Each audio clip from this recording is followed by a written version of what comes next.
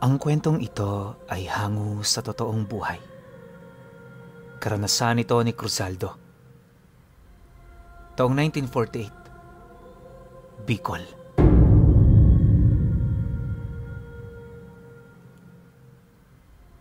Buhat ng pagkasilang ni Cruzaldo ay alam kaagad ng kumadrona na hindi siya basta-bastang tao.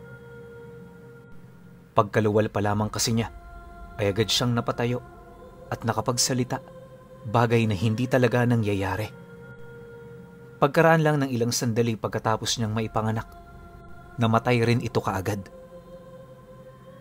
Pagkaraan din ng halos 1 oras, biglang bumalik sa normal na sanggol si Cruzaldo. Dahil tanging ang kumadrona lamang at ang lola ni Cruzaldo ang naroroon, napag-usapan nila na ilihim na lang at kalimutan kung ano man ang kanilang nasaksihan patungkol sa sanggol. Naghiwalay kasi ang mga magulang ni Cruzaldo bago pa man siya maipanganak. Minabuti na rin ng matanda noon na dalhin sa liblib na lugar si Cruzaldo nang sa gayoy walang makakilala sa kanila at hindi rin mahusgahan ng ibang tao ang kanyang apo. Nakarating sila sa nayon kung saan manaka-naka ang mga bahay. Kung iisipin ay nakakatakot ang lugar na yon. Gawa ng halos gabi-gabi na lang ay may naririnig na hindi matukoy na hayop. Dumaan ang mga taon at kahit papaano ay unti-unti ring dumarami ang mga tao sa nayon. Nawala na rin kahit paano ang pangamba ng lola ni Cruzaldo na baka may mga aswang na gumagambala sa paligid. Tinuruan na rin ng matanda si Cruzaldo ng pakikipaglaban upang magawa nitong protektahan ang kanyang sarili laban sa mga masasamang loob. Nung mga panahong yon, nasa 18 taong gulang na rin si Cruzaldo. Dahil malayo sila sa kabihasnan at wala pang universidad na malapit sa kanilang bayan, hindi siya nakapag-aral. Nakontento na lang siya sa kanilang simpleng buhay. Nang mga sandaling ito, mahina na rin ang kanyang lola, kaya siya na ang gumagawa ng halos lahat ng mga gawain sa loob at labas ng kanilang bahay. Minabuti na rin niyang wag ng magnobya at iginugol na lamang ang kanyang buhay sa pag-aalaga sa kanyang lola. Isang gabi, kinausap ng masinsinan ng kanyang lola si Cruzaldo. Sinabi nito na nararamdaman niyang nalalapit na ang kanyang kamatayan at may isang bagay itong nais na ipabatid kay Cruzaldo. Sinabi nito sa kanya na dati siyang miyembro ng mga tumutugis ng aswang at malamang kapag nawala na ang matanda ay pagpipiestahan ng mga aswang ang kanyang katawan. Napailing naman noon si Cruzaldo at sinabing hindi pa mamamatay ang matanda at manunumbalik pa ang kanyang lakas. Nangako rin siya sa kanyang lola na maghanap siya ng paraan upang madugtungan pa ang buhay nito at nang maging malakas ito ulit. Subalit, tinutulan yon ng matanda. Ayon dito, mag-aaksaya lamang si Cruzaldo ng oras kapag gagawin niya yon, kaya mas maiging wag na itong umalis at bantayan na lamang siya. Dulot naman ng pagsusumamo ng matanda, wala nang nagawa si Cruzaldo kung hindi ang sundin ito. Binantayan nga niya ang kanyang lola at inalagaan. Habang dumadaan kasi ang mga araw, lalo pang nanghihina ang matanda. Isang gabi, pagkatapos nilang maghapunan, ay minabuti ni Cruzaldo ang mahiga sa papag na nasa labas ng kanilang bahay. Ang kanyang lola naman ay nasa loob ng silid nito. Nasa ganoong sitwasyon siya nang sa hindi niya inaasahan ay makaramdam siya ng kakaibang init sa kanyang katawan. Hindi naman maalinsangan ng panahon, kaya labis siyang nagtaka. Dumaan pa ang ilang sandali, may narinig na siyang mga kakaibang tunog sa paligid.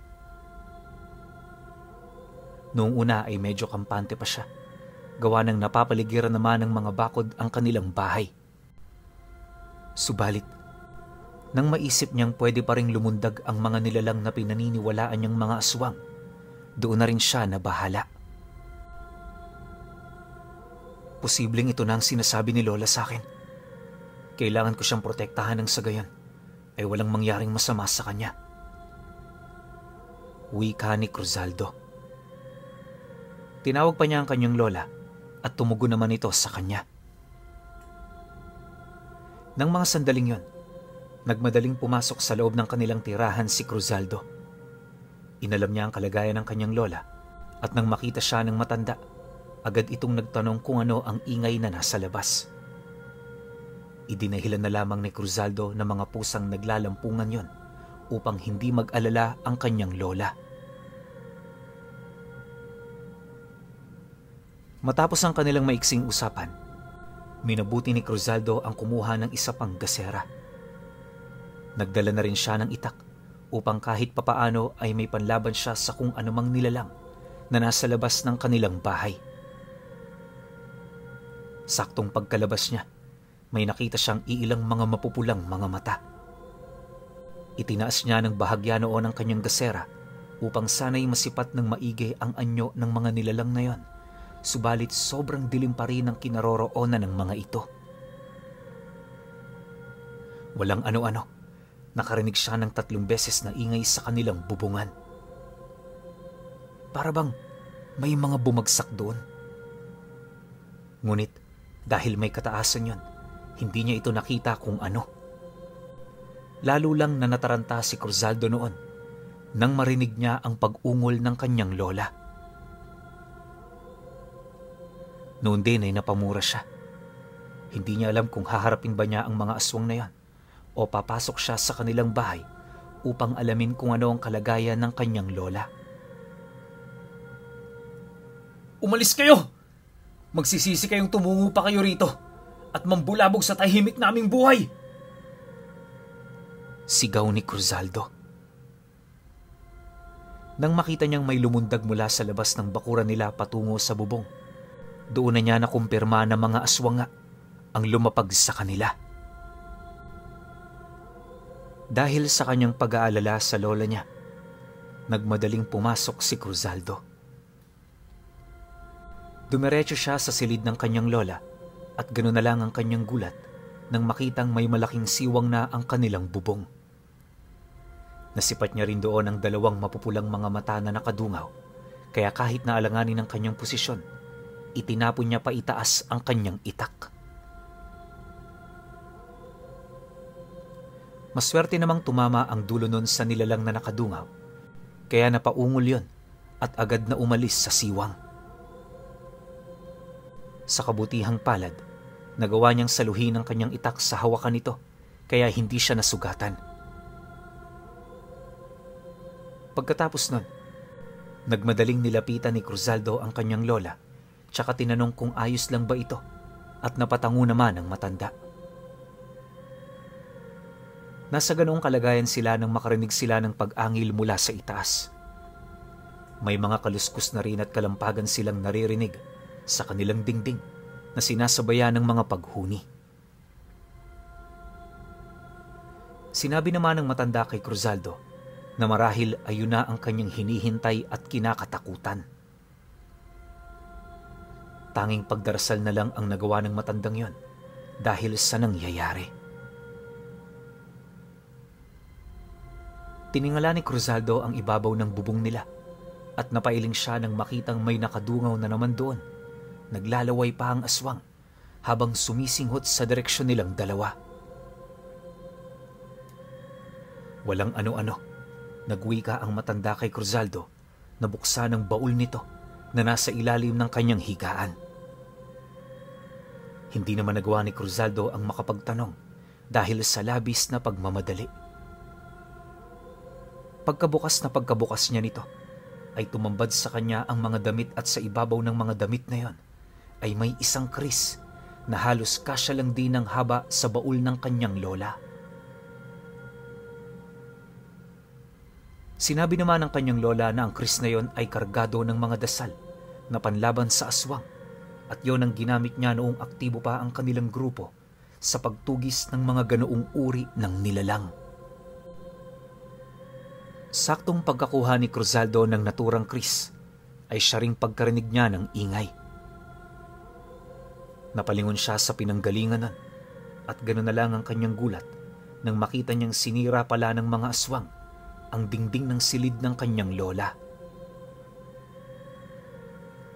Napamura na noon si Cruzaldo dahil sa galit at bago pa man tuluyang makalapit ang mga aswang sa higaan ng lola niya, nilapitan niya ito upang maprotektahan. Isang maling galaw niyo lang, mapupugutan kayo ng ulo. Huwag na huwag kayo magkakamaling gawa ng masama ang lola ko. Pasigaw na wika ni Cruzaldo nang pumasok sa silid ng lola niya ang dalawang aswang. Noong mga panahong yun, ay dalawa ang hawak ni Cruzaldo, ang kanyang itak at ang kris ng kanyang lola. Walang ano-ano, biglang napaangil ang aswang na nasa itaas ng bubong. Noong tingalay nito ni Cruzaldo, ay nakita niyang nakalawit pala ang dila nito at pasimpleng inilalapit sa matandang nakahiga sa banig. Muling napamura si Cruzaldo at sa pagkakataong yon, tinaga niya ang dila ng aswang gamit ang hawak niyang kris. Kitang-kita ni Cruzaldo at ng iba pang aswang kung paano umusok ang dila nun, kaya mas nakumbinsi kagad si Cruzaldo na epektibo nga ang kris ng kanyang lola. Sa galit ng aswang na nasa ibabaw, ay sinubukan niyang gibain ang bubong upang makalusot siya.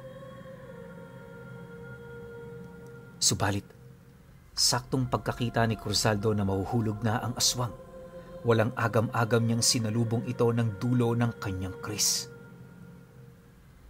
Hindi inaasahan ng aswang ang gagawin niya, kaya isang malakas na sigaw na lamang ang nagawa nito nang tumarak ang kris ni Cruzaldo sa kanyang puso. Bumagsak ang aswang at agad na umusok ang kanyang sugat, kaya mabilis na hinugot ni Cruzaldo ang kanyang kris. Nakita ng ibang aswang ang nangyari, kaya mabilis silang humakbang ng papalapit kay Cruzaldo. Subalit ng mga panahong yon, dahil nakatalikod si Cruzaldo, ay hindi niya nakita ang mga aswang. Napalingon na lamang siya noong marinig niyang nagmura ang kanyang lola, at ganoon na lang din ang kanyang pagkagulantang noong makita itong nakatayo at nakaharang sa mga aswang. Napasigaw siya upang sana'y awatin ang kanyang lola. Magkahalong mangha, gulat at pangamba na ang naramdaman ni Cruzaldo ng mga oras na yon. Sinubukan ng kanyang lola na sakali ng dalawang aswang, ngunit dahil mahina na ito, hindi niya mapagtagumpayan ang kanyang nais. Bago pa man makalapit sa kanila si Cruzaldo, hinawakan ng dalawang aswang ang kanyang lola, tsaka ibinalibag. Tumama yon sa bandang haligi, kaya gano'n na lang ang pag-aalala ni Cruzaldo rito. Walang mapaglagyan ang kanyang galit noong mga panahong yon. Mabilis siyang tumungo sa kanyang lola upang tulungan ito. Ngunit halos hindi na makagalaw ang matanda dahil sa lakas ng pagtama ng kanyang likod sa sahig. Magbabayad kayo! Sigaw ni Cruzaldo nang muli niyang ibaling ang pansin niya sa mga aswang.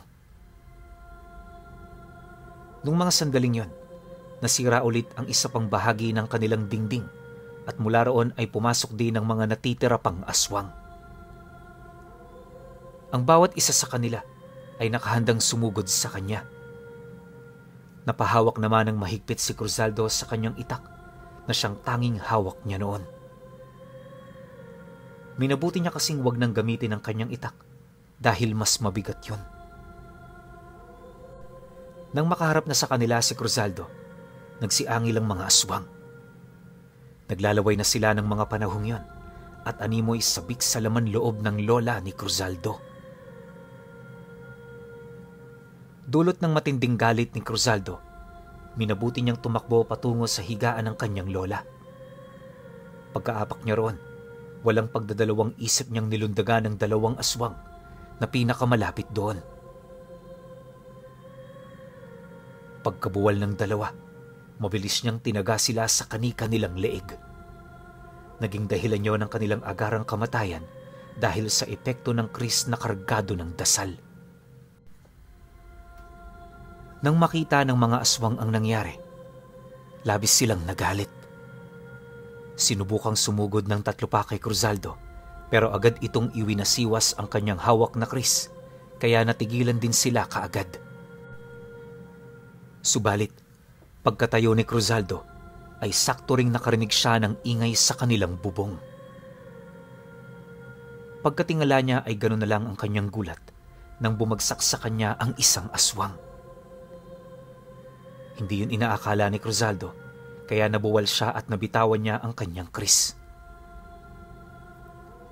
Sa kanyang pagkabuwal ay napatitig siya sa kanyang lola at napasigaw siya nang makitang nilapitan ito ng 3 aswang at kinaladkad patungo sa iba nilang kasamahan. Dahil sa kanyang nakita ay nag-init ang buong katawan ni Cruzaldo. Nanginig ang kanyang mga kalamnan dahil sa matinding galit. Babangon sana siya upang lapitan ng kanyang lola at mga aswang, pero agad siyang napigilan ng aswang na bumagsak sa kanya. Pakawalan mo ako! Pakawalan mo ako!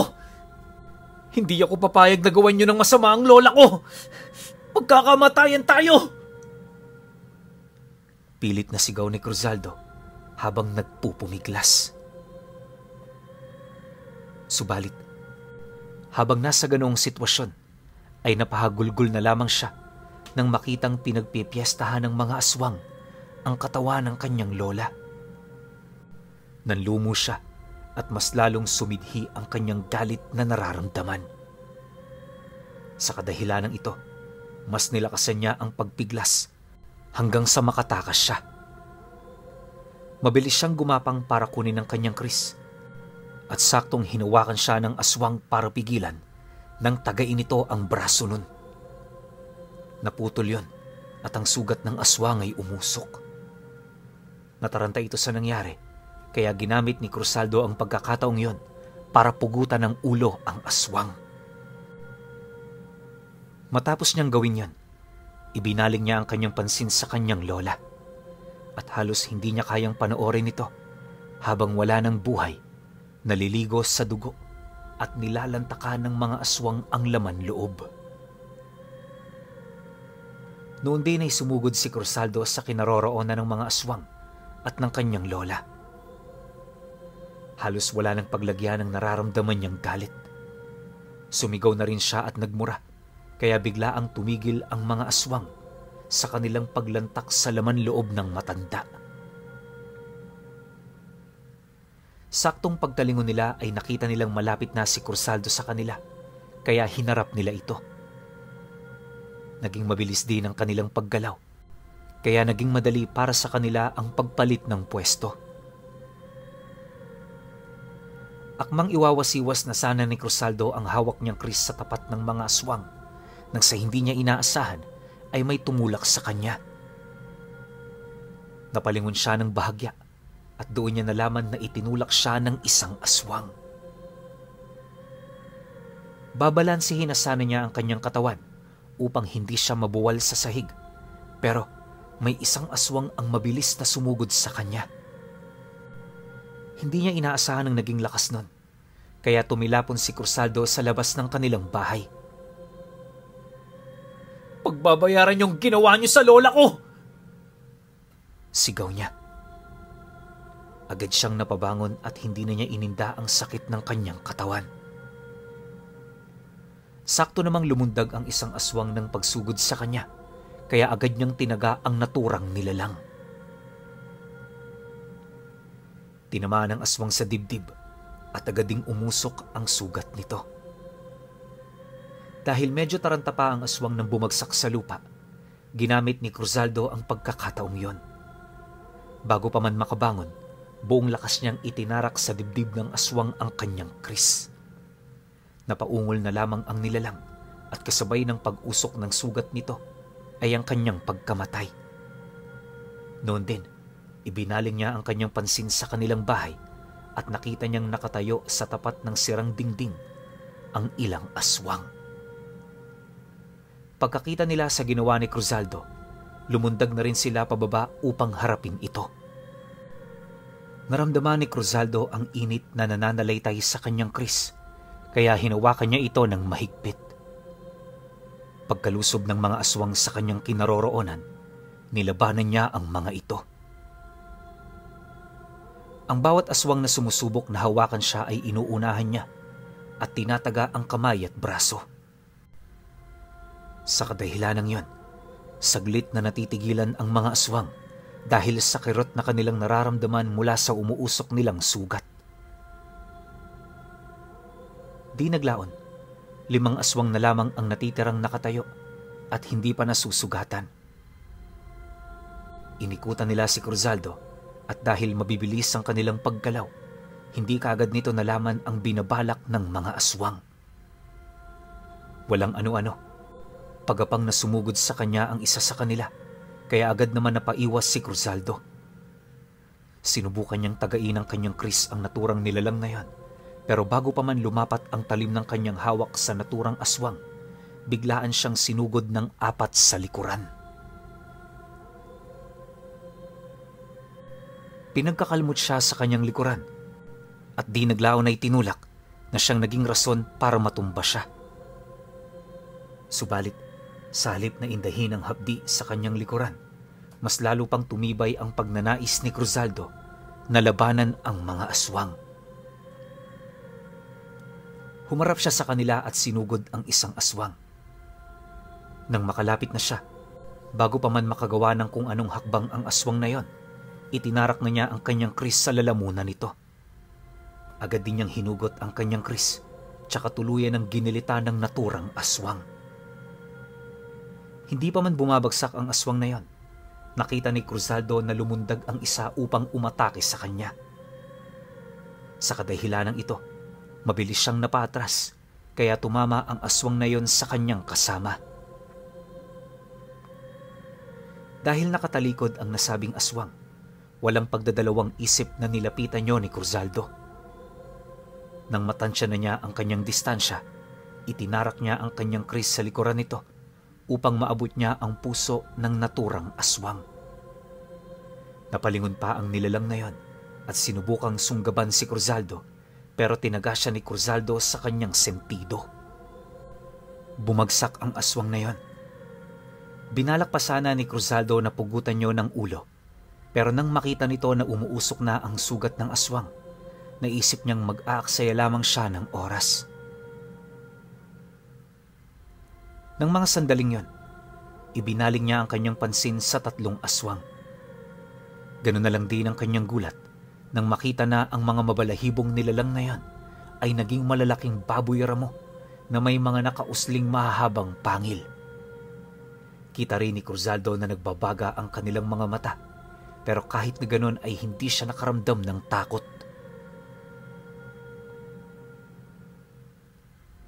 Hindi ako masisindak sa inyo. Hindi ko kayo mapapatawad sa ginawa niyo sa aking lola. Kung sino man ang pinuno niyo at nag-utos sa inyo, titiyakin kong siya ang pinakamananagot. Paninindak ni Cruzaldo nang makitang kumahig ang 3 baboy ramo. Noon din ay inihanda ni Cruzaldo ang kanyang sarili. Itinarak pa niya sa lupa ang dulo ng kanyang kris, sabay dasal sa Diyos na sana ay protektahan siya. Pagkalapit ng isang baboy ramo, sinubukan itong sagpangin si Cruzaldo. Sinubukang tagain ni Cruzaldo ang baboy na yon, ngunit napaatras ito, kaya nguso na lamang nito ang natamaan. Nagawa niya ring putulin ang nakausling pangil ng baboy ramo, kaya napaatras siya ng ilang hakbang. Nagwala yun nang magsimulang umusok ang kanyang nguso at marahil ay nakaramdam ito ng matinding kirot. Sakto naman na nakaatras ang aswang nang sumugod ang 2 kay Cruzaldo at dahil dito, napatakbo na rin si Cruzaldo upang salubungin sila. Nang medyo malapit na ang mga yon, sabay na umatake ang 2. Sa kadahilanang ito, nagpalinga-linga si Cruzaldo at nag-isip kung ano ang pupwede niyang gawin. Walang ano-ano, may nasipat siyang baging ng makabuhay na nakalawit sa isang puno. Ilang metro pa ang layo nun mula sa kanyang direksyon, kaya nagdesisyon siyang tumakbo.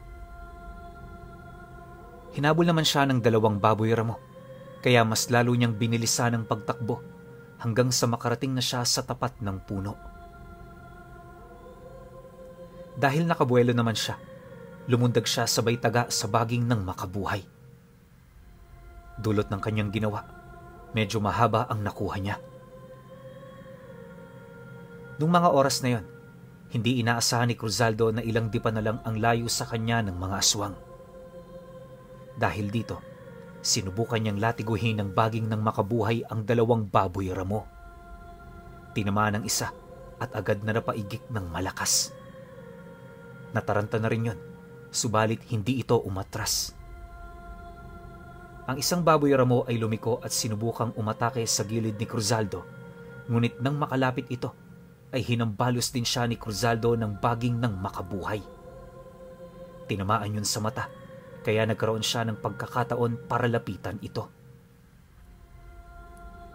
Sinubukan pang sagpangin ng baboy ramo si Cruzaldo, ngunit dahil sa limitado nitong paningin, ay hindi nito kaagad nalaman kung ano ang nais gawin ng lalaki. Nang makalapit na siya sa baboy ramo, buong lakas niyang tinaga ito sa leeg. Nanlaban naman ang baboy ramong yon. Maging ang kasama nito ay sumugod na rin sa kanya, subalit inundaya ni Cruzaldo ng pagtaga sa katawan ng aswang na may sugat sa mata. Tumigil na lamang siya nang makitang napahandusay na sa lupa ang aswang na yon at umuusok na ang mga sugat. Nagpumilit pang bumangon yon, ngunit hindi na nito nagawa ng tuluyang itarak ni Cruzaldo ang kanyang kris sa lalamunan ng nilalang na yon. Nang ibaling naman ni Cruzaldo ang kanyang paningin sa naunang aswang, ay wala na ito sa kanyang paligid. Inakala niyang tumakas na yon, pero gano'n na lang ang kanyang gulat nang may muntik nang humagip sa kanya. Nag-antabay si Cruzaldo hanggang sa maramdaman niyang may papalapit na naman sa kanya. Pinakiramdaman niya ng maigi ang paligid at nang malapit na ang kung anumang enerhiyang yon, lumatigo siya sa ere kaya nakarinig siya ng pag-ungol. Nalaman niyang ang aswang pala yon at natamaan ito ng baging na makabuhay ng mga sandaling yon ay pumulupot pala sa kanyang leeg. Hindi na rin niya inaksaya ang pagkakataon at nilapitan niya ang naturang aswang tsaka sinaksak sa tagiliran yon. Walang ano-ano, nakita niyang unti-unti itong nagbago ng anyo mula sa dambuhalang baboy ramo patungo sa isang mabalahibong tao. Hindi na rin ito nakagalaw dahil sa baging na nakapulupot sa kanyang leeg. Agad ding umusok ang sugat nun, kaya nanginig ito at sa garalgal na boses ay nagmakaawang huwag siyang patayin. Sa kadahilanang ito, tumigil si Cruzaldo at agad na naisipang magtanong sa aswang. Sinong may pakana nito? Sinong nag-utos sa inyo para paslangin ang lola ko? Noong una ay nag-aalangan pang sumagot ang aswang na yon. Subalit nang makita niyang inihanda na ni Cruzaldo ang kanyang kris, nataranta ito. Sinubukan niyang gumapang upang sana'y tumakas, pero mabilis ding nahawakan ni Cruzaldo ang kanyang ulo. Inilapit din kaagad niya ang kanyang kris sa lalamunan ng aswang at binantaan itong huwag gumalaw dahil gigilitan niya ito. Ngayon, sinong nag-utos para patayin niyo ang lola ko? Muling tanong ni Cruzaldo. Alam ba ninyo na buong buhay ko, siya lang ang nag-aruga sa akin? Halos siya nang tumayong ama't ina ko. Mga demonyo kayo! Sigaw ni Cruzaldo habang umiiyak. Nasa ganoong sitwasyon sila nang makarinig siya ng mabilis na kaluskos na patungo sa kanilang kinaroroonan. Inaasahan ni Cruzaldo na aswang na naman yon, kaya inihanda na niya ang kanyang sarili. Saktong pagkatigil ng kaluskos, ay pahirapang nagwika ang naturang aswang na ang nag-utos nun ay ang mismong ama ni Cruzaldo. Matapos niyang sabihin ang pangalan nun, bigla ang idiniin ng aswang ang kanyang leeg sa kris ni Cruzaldo. Naging dahilan yon upang magilitan siya, bumulwak ang kanyang dugo at umusok ang kanyang sugat. Pagkatapos nun, nangisay na lamang ito hanggang sa tuluyang malagutan ng hininga.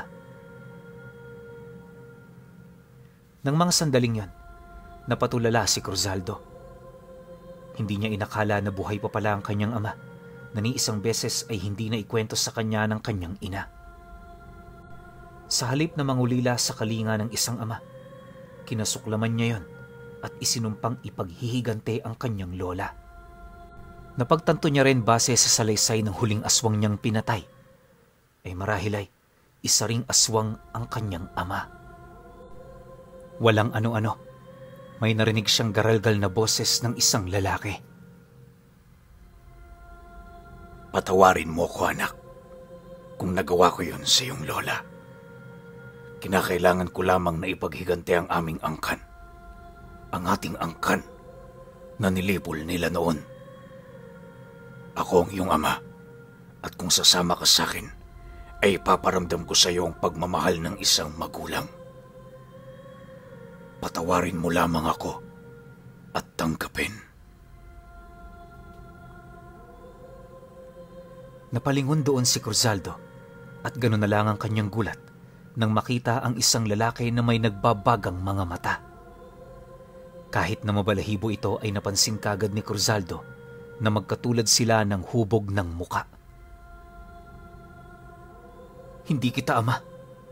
Kung ikaw talaga ang aking ama, hindi mo sana pinatay si Lola na siyang kasama ko simulat sa pool.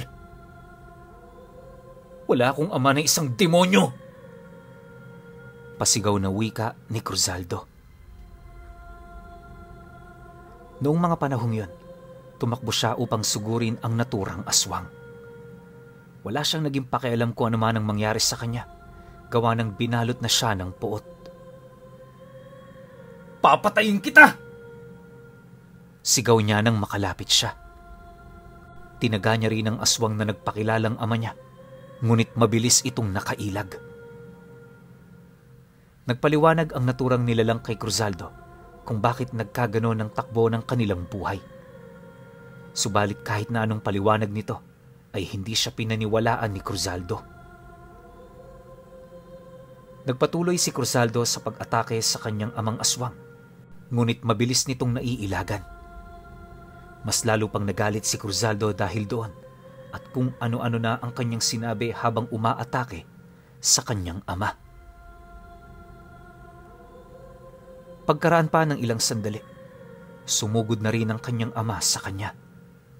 Hindi hamak na mas maliksi ito, kaya sa huling pagsugod ni Cruzaldo sa kanya, ay nabitawan niya ang kanyang kris. Nagpalinga-linga si Cruzaldo at hindi niya alam kung ano ang kanyang gagawin.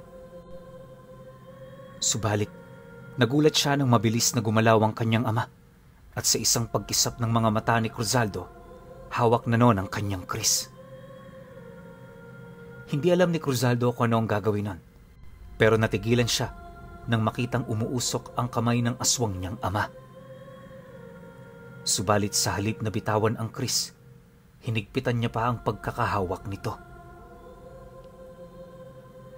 Kung kamatayan kong siyang maging paraan para patawarin mo ko, handa kong mamatay. Sana kapag wala na ako, mapatawad mo ko at maintindihan. Salamat, anak, at nagkaharap din tayo. Wika ng ama ni Cruzaldo habang hawak ang kris na nakatutok sa kanyang dibdib ang dulo. Hindi nakapagsalita si Cruzaldo. Lumakas ang kabog ng kanyang puso. Hanggang sa mga sandaling yon, ay puno pa rin ng galit ang kanyang puso. Hindi niya alam kung mapapatawad ba niya ang kanyang ama, pero hinintay niya kung anong susunod na gagawin nito. Dahil walang imig si Cruzaldo, dahan-dahang idiniin ng aswang ang kris sa kanyang dibdib. Unti-unti ring umusok ang kanyang balat sa dibdib dahil doon. Hindi alam ni Cruzaldo kung ano ang kanyang gagawin. Habang nakatitig siya sa kanyang ama, ay naaalala niya ang pagkamatay ng kanyang lola. Ngunit may kung ano sa loob niya na nagsasabing patawarin na ito bago pa man ito mamatay. Subalit dahil sa puwet niya, nanatili siyang tahimik at walang kibo habang pinapanood ang kanyang ama. Noong mga panahong yon, napatitig ang aswang na yon kay Cruzaldo. Unti-unti itong naging anyong tao at nang maging ganap na tao siya, napangiti siya kay Cruzaldo tsaka muling napasambit ng katagang, Patawad, anak. Matapos nun, buong lakas niyang itinarak sa kanyang puso ang kris na hawak niya. Ilang saglit pa, nabuwal siya sa lupa at umusok ang kanyang dibdib. Agaran din siyang nalagutan ng hininga, kaya nilapitan siya ni Cruzaldo upang kunin ang kanyang kris. Tumulo ang kanyang luha habang tinitingnan ang mukha ng kanyang ama.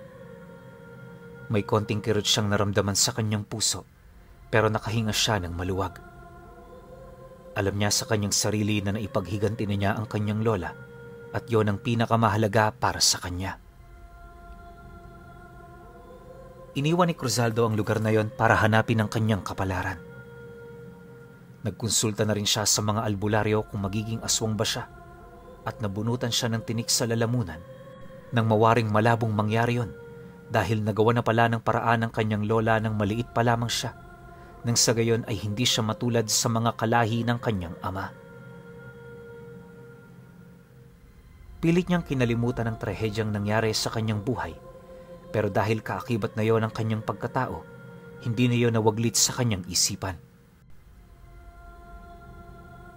Hanggang sa pagtanda niya at nagkaroon na siya ng sariling pamilya, nanatili pa rin nasa kanyang puder ang mahiwagang kris ng lola ni Cruzaldo.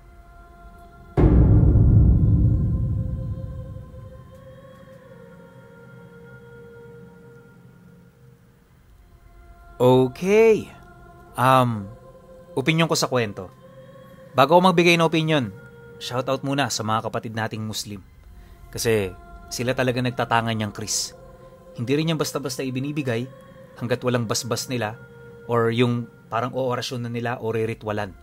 Piling tao lang rin yung mga nabibigyan ng ganitong klase ng sandata. Yun nga, yung kris. So ako din ako magtataka kung bakit napaka-bisa o napaka-epektibong gamit ng kris kontra sa mga aswang. Kagaya nga ng unang sabi ko, hindi yan binibigay o pinapamana ng mga Muslim hanggat walang basbas nila. Hanggat wala yung dasal na meron sila. Kaya matik yan, kahit wala ng kahit anong pangontra yan. Once na hiniwa mo yan sa mga demonyo o mga nasa panig ng kaliwa, tatalab at tatalab yan. Tapos katakatakot na sakit talaga yung mararamdaman nila. Overall, masasabi ko sa kwento, medyo nakakalungkot kasi namatay yung lola niya. Tapos, hindi niya alam na ipinag-utos pala yun ng tatay niya bilang gante sa ginawa ng lola niya nung kabataan nito. Kasi inubos ng lola niya. Diba? Siguro, hindi naman ubos na ubos kasi andyan pa yung tatay niya. Siguro, ang ginawa ng tatay niya, nagparami lang muna ulit sila ng lahi. Tapos nung pwede na yung pagkakataon na yun para gumanti sa lola nito ni Cruzaldo, kinuha na nila yung moment na yun. Kasi alam siguro nila na mahina na to, diba? So, yun na yung pinakatamang pagkakataon para maipaghiganti niya yung mga kadugo niya. Pero kung sakali man, dito sa kwento na to, kasi medyo kinakabahan ako eh. Parang pakiramdam ko mapapatawad ni Chris yung tatay niya eh. Kung napatawad niya yung tatay niya, ang pangit ng kwento na to. Sorry sa nagsend pero yun lang talaga yung masasabi ko. Kasi pinatay na yung lola mo eh. Yung nagpalaki sa'yo, tumayo sa'yo bilang ama, nanay, o kahit ano pang klaseng kamag-anak yan. Tapos isang beses lang na nagpakilala sa'yo na tatay mo, papatawarin mo na kaagad. Diba? Ako, maski ako sa side ko, hindi ko mapapatawad yun. Pero syempre, iba-iba tayo ng pananaw. Wala rin tayo sa sitwasyon ni Chris, kaya hindi natin alam kung ano yung nararamdaman niya. Pero ako, saludo ako sa ginawa niya. Ang tanging goal niya lang maipaghigante yung lola niya. Na sa tingin ko naman tama. Pero syempre, kayo pa rin.